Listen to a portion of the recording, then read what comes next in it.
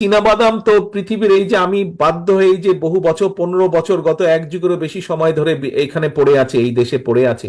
এই দেশের যখন বাজার সদাই করতে যাই, সংসারের জন্য বাজার সদাই করতে যাই, তখন দেখি বড় বড় যে দোকানগুলোতে সেখানে বাদাম দেখা যায়, এই যে চীনা বাদাম দেখা যায়। কিন্তু এই চীনা বাদাম দেখি বিভিন্ন দেশ থেকে আসে। কয়দিন আমি খুঁজেছি যে বাংলাদেশ থেকে চীনা বাদাম আসে নাকি, প্যাকেটের মধ্যে লেখা আছে কিনা, কিন্তু পাইনি। প্রিয় ভাই বোনেরা, আমরা কি চিন্তা করতে পারি না এই যে চোহালির যে চীনা বাদাম, কেন এই চীনা বাদাম শুধু চোহালি বা শুধু সিরাজগঞ্জ বা শুধু উত্তরাঞ্চলের মধ্যে সীমাবদ্ধ থাকবে? কেন এই চীনা বাদাম যারা চাষ করেন সেই কৃষকদের পাশে কেন সরকার এসে দাঁড়াবে না?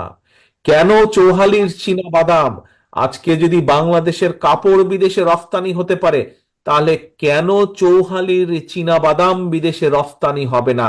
আমাদেরকে এই বিষয়টি চিন্তা করতে হবে। এই সম্ভাবনা